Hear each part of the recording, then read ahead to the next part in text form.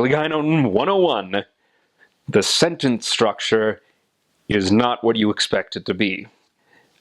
Every sentence in Filipino grammar has a focus. Like, we like to emphasize a particular word in order to say this is what's important for the sentence. In other words, the dog ran in the rain. What's important in that sentence? What do you want me to focus on? If your most important thing is the dog, then you're going to say, the dog ran in the rain.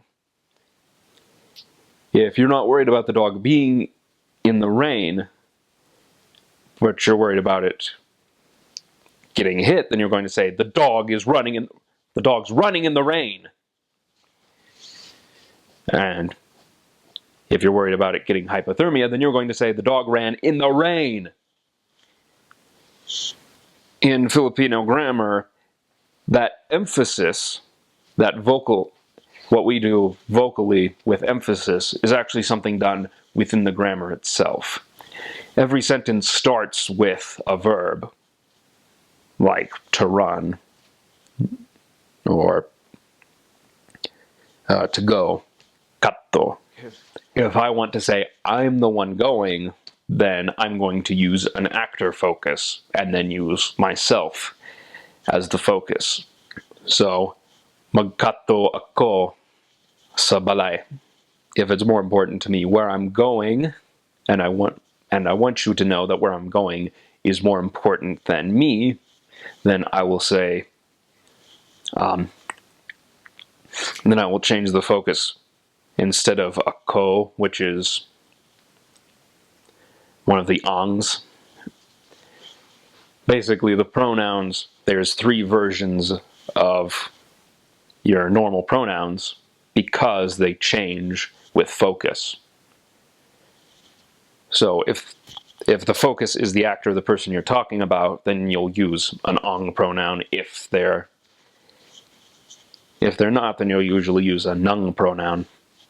So, ikato ko ang balay.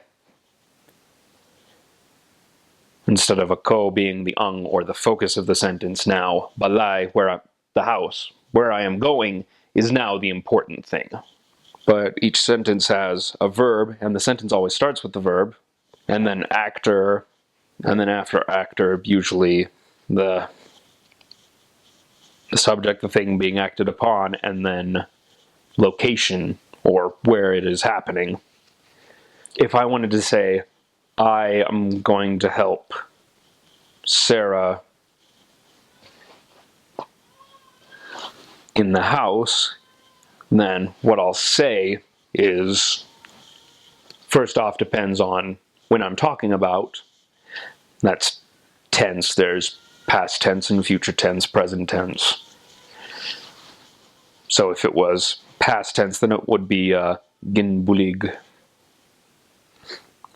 or nagbulig.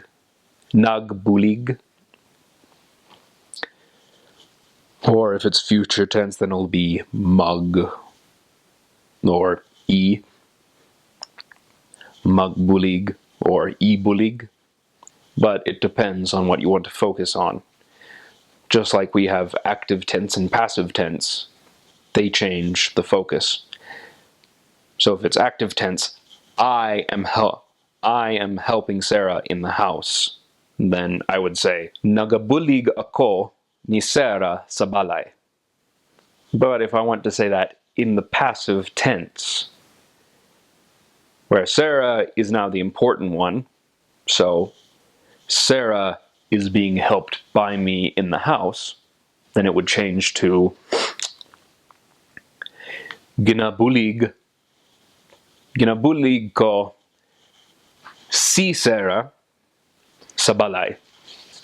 It starts to make sense after a while but when you first do it, it's not going to make sense. You have to start with the verb, and then actor, subject, location, and on top of that, you have to know the tense, and on top of that, you have to know where the focus of the sentence is going to be.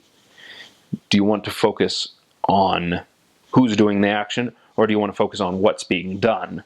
If you want to talk about Christ, if you're talking about his atonement and that's the more important subject, then you'll change Jesus Christ from see Jesus Christ to ni Jesus Christ.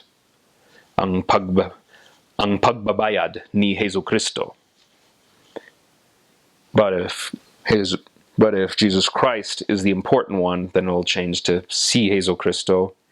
Si Jesu Cristo nagpagbabayad para sa aton mga sala.